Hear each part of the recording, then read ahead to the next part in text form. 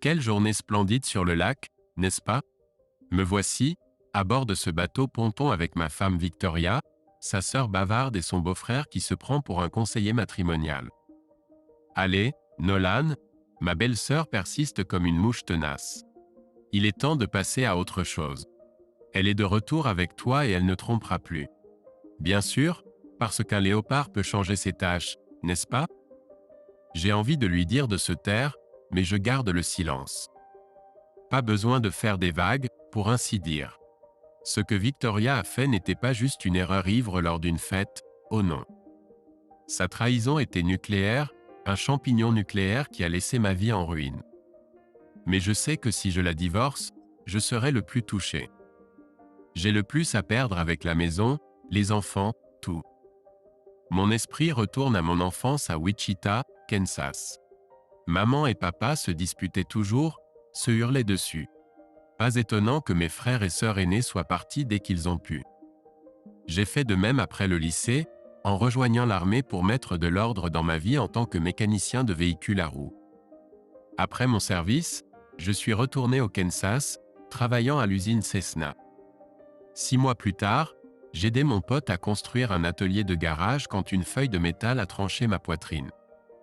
Saignant abondamment, je me suis précipité dans une clinique d'urgence. C'est là que je l'ai rencontrée, Mary, l'infirmière la plus belle que j'ai jamais vue. Elle a jeté un coup d'œil à mes vêtements ensanglantés et a esquissé un sourire. Je ne savais pas que les auditions pour la version télévisée de Jackass avaient lieu aujourd'hui.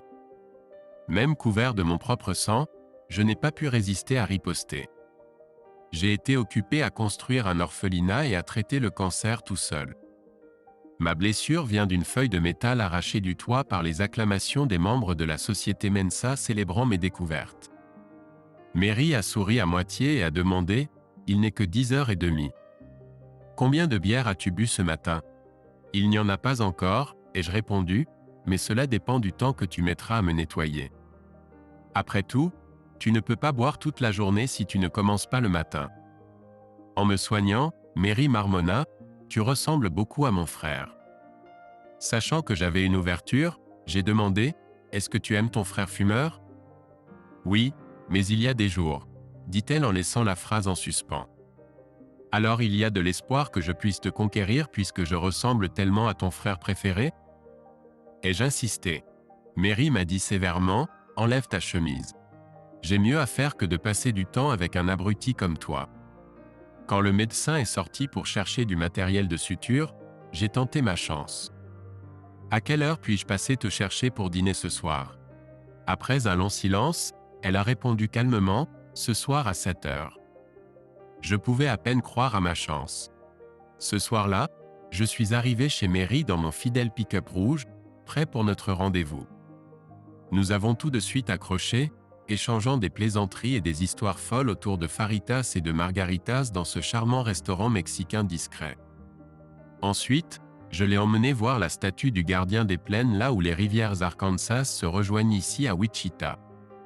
À 21h45 pile, ces grands pots de feu se sont allumés, des flammes jaillissant dans le ciel.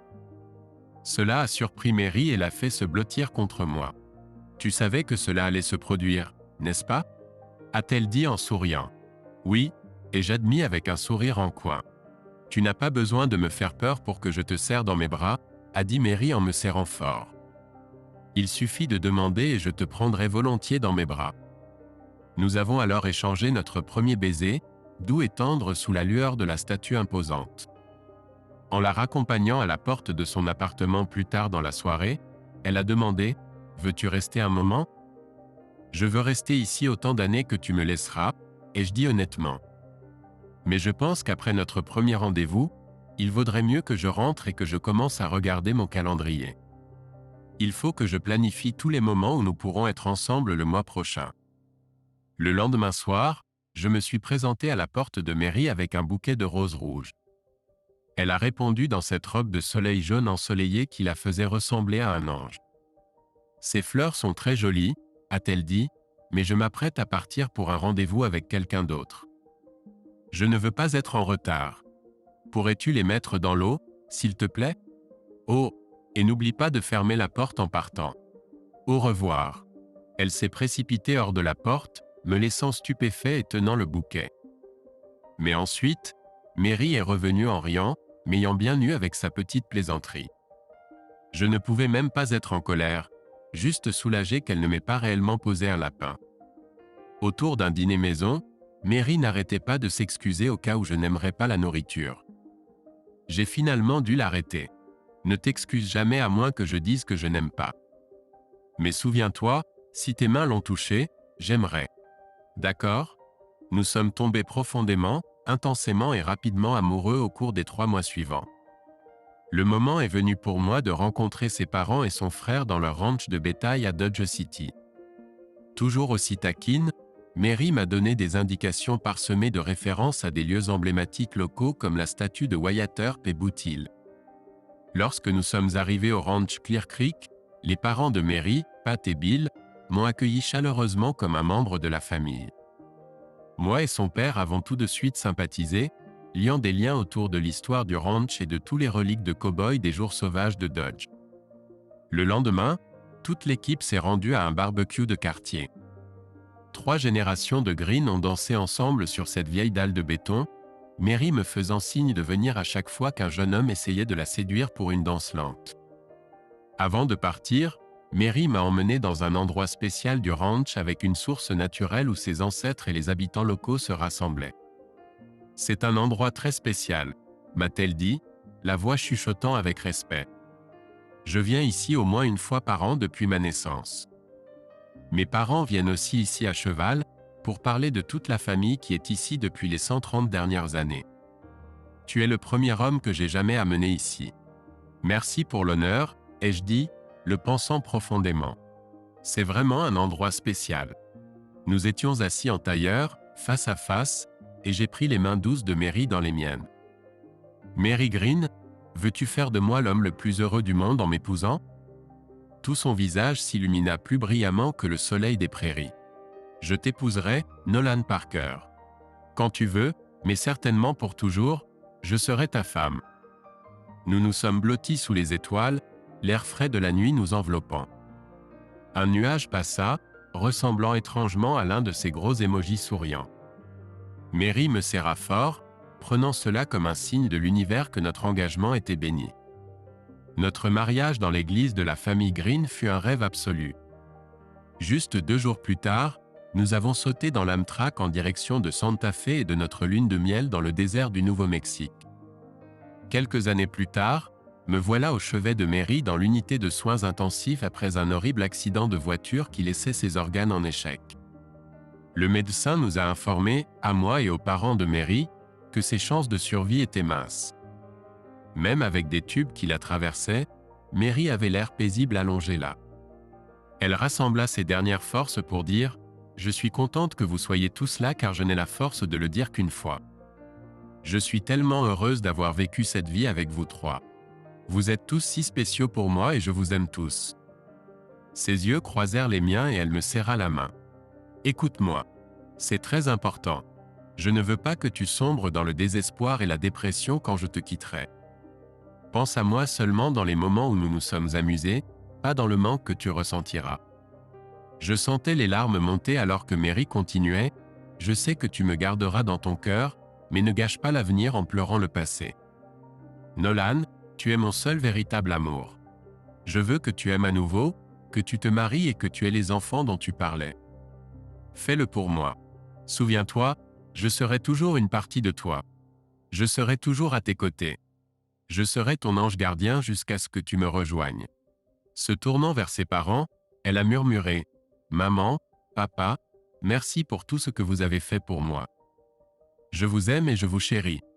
S'il vous plaît, faites-moi un dernier service. Prenez soin de Nolan. Vous êtes sa seule famille pour le moment et je ne sais pas comment mon garçon s'en sortira sans moi. » Elle s'affaiblissait rapidement. « Je suis vraiment fatigué. Laissez-moi faire une sieste pendant quelques minutes et ensuite nous pourrons reparler. » Ce furent les derniers mots que j'ai entendus de ma douce Mary avant qu'elle ne s'éteigne, tenant ma main jusqu'au bout. Nous avons dispersé ses cendres entre l'église, le ranch et son endroit spécial sur la colline où je lui avais fait ma demande en mariage. On aurait dit que des morceaux de mon âme étaient dispersés en ces lieux également. J'étais complètement bouleversé, prenant un congé prolongé du travail pour passer mes week-ends à Clear Creek, aidant le frère de Mary, Gary, avec les projets du ranch. Juste en étant là, je pouvais sentir la présence de Mary tout autour de moi, comme si son esprit veillait toujours sur cette terre. Chaque fois que j'avais besoin de réconfort, j'allais m'asseoir à son endroit spécial sur cette colline, me sentant plus proche d'elle que partout ailleurs. La famille Green m'a accueilli comme l'un des leurs en ces temps difficiles. 1 an et demi plus tard, Gary et moi sommes allés danser en ligne à Wichita pour nous défouler. C'est là que j'ai rencontré Victoria, une jolie petite chose aux lèvres boudeuses et aux hanches infatigables. Nous avons commencé à sortir ensemble et sommes tombés fous amoureux. Du moins, je pensais que c'était de l'amour à l'époque. Quelques mois plus tard, Victoria est tombée enceinte. J'ai fait ce qu'il fallait et je lui ai mis une bague au doigt, en faisant d'elle une femme honnête avant que nos garçons Carter et Tyler n'arrivent en pleurant dans ce monde. Nous passions de plus en plus de temps à Clear Creek durant ces premières années, les enfants adoptant complètement le style de vie cow-boy du ranch. Victoria adorait ça aussi au début, mais à mesure que les garçons grandissaient, elle commençait à s'ennuyer. Lassée de la vie calme à la campagne, elle consacrait toute son énergie à sa carrière et à ses virées à Wichita avec ses copines célibataires. La tragédie a frappé à nouveau lorsque Gary a été atteint d'une insuffisance rénale en phase terminale. Je me suis porté volontaire pour être donneur, mais le pauvre type est mort d'une crise cardiaque alors qu'on le préparait pour la chirurgie de transplantation. Tout le village s'est rassemblé pour ses funérailles. Cet été-là, Carter et Tyler étaient déterminés à passer toute la saison à la ferme. Pendant leur absence, Victoria peignait Wichita en rouge, sortant danser et faire la fête chaque nuit avec sa bande de collègues. Elle s'est retrouvée embarquée dans un événement caritatif organisé par son entreprise. C'est là qu'elle a rencontré le joueur de la NFL Harry Brown. Après la fête, Victoria n'a pas pu résister lorsqu'Harry l'a invitée à prendre son jet privé pour un dîner. J'étais à l'aérodrome en train d'aider les garçons à charger leur équipement quand j'ai aperçu ma femme toute câline avec ce Brown alors qu'il montait dans son avion. Bien sûr, mon téléphone a sonné, c'était Victoria qui appelait depuis le jet, essoufflée et excitée comme une adolescente. « Salut chérie, devine qui va dîner à Los Angeles ce soir ? L'avion doit être à Saint-Louis demain, donc je serai déposé en chemin vers ma prochaine étape. Je te verrai demain. » Et comme ça, elle m'a raccroché au nez.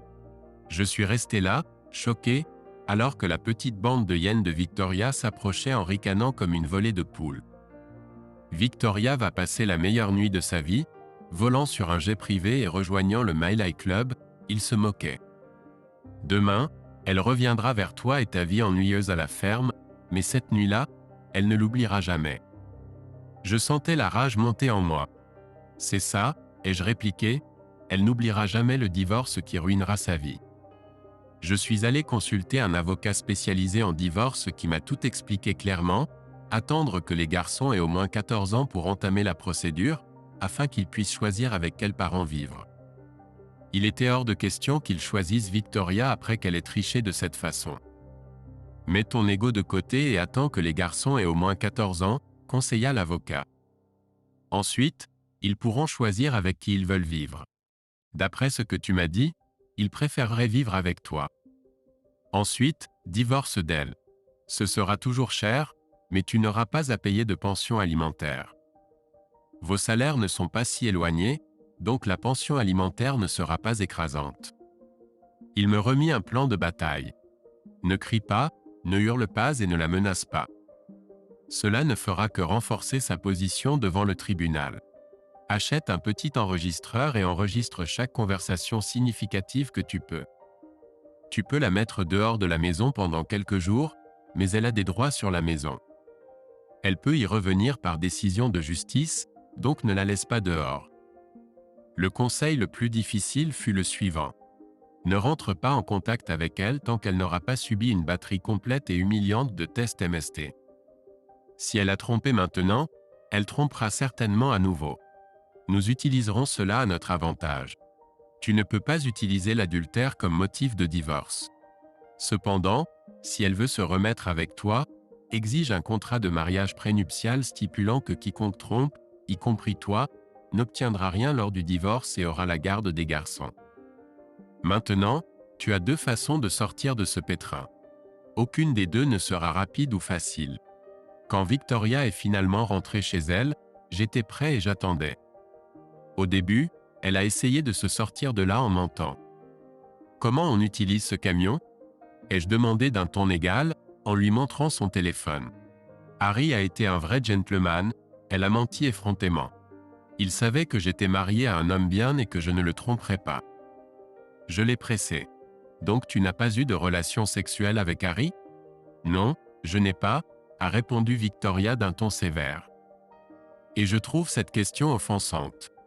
C'est alors que j'ai lâché la bombe, en lui montrant ces photos dégoûtantes qu'elle m'avait envoyées par texto depuis l'avion, où elle rejoignait le club des 1000 mètres avec Harry.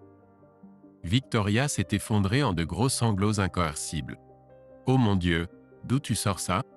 Oh, Nolan, je suis tellement désolé. C'est juste affreux. Tu n'étais pas censé avoir ces photos. Elles sont seulement destinées à moi en tant que souvenir d'une soirée inoubliable. Il a dû utiliser mon téléphone pour te les envoyer. Je ne t'ai pas envoyé ces horreurs par message. Tes affaires sont déjà dans la voiture, lui dis-je, la voix tremblante de colère et de douleur. Toi et moi ne pouvons pas être ensemble en ce moment. Tu dois partir quelque part pendant quelques jours le temps de voir ce qu'il advient.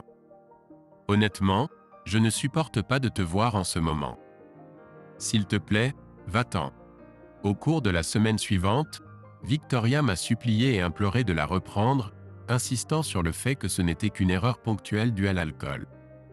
Je suis resté inflexible, pas de contact tant qu'elle n'aura pas fait des tests pour toutes les MST possibles. Lorsque les résultats sont revenus positifs pour la chlamydia et la syphilis, l'expression d'une humiliation totale sur son visage m'a presque fait de la peine. Presque. Quelques jours plus tard, nous étions sur ce bateau ponton alors que la sœur stridente de Victoria ne cessait de parler. Allez, Nolan. Il est temps de passer à autre chose. Elle est de retour avec toi et ne te trompera plus.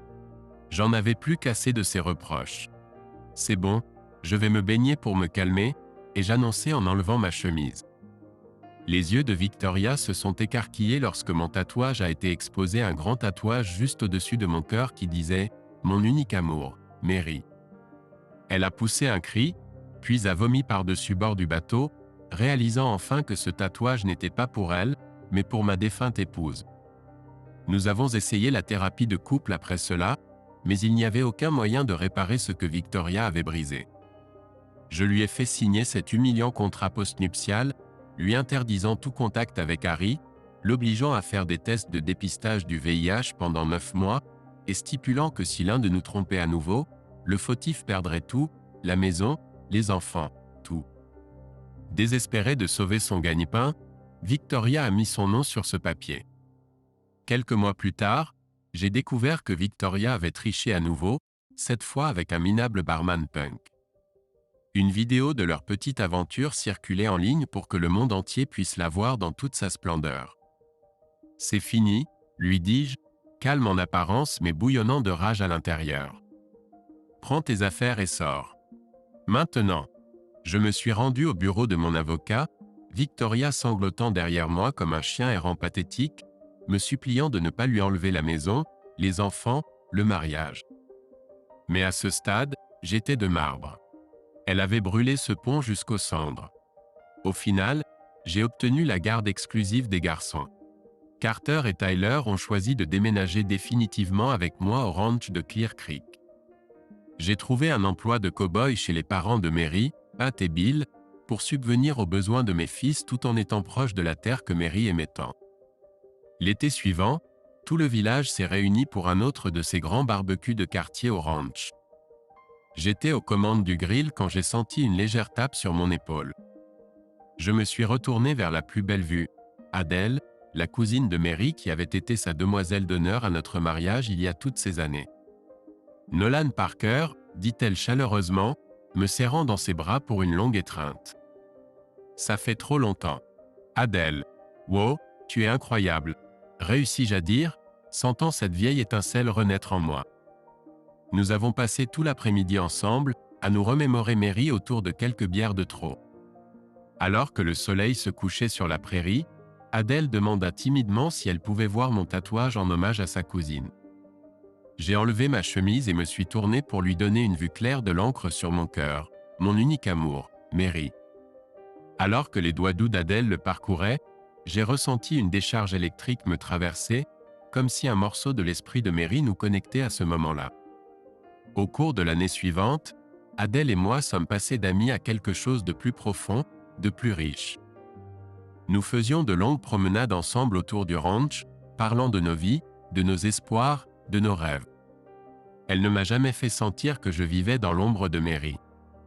Au contraire, Adèle célébrait l'amour que Mary et moi avions partagé, me disant qu'elle était contente que j'ai pu vivre cette connexion unique en son genre, même si elle ne pouvait pas durer éternellement.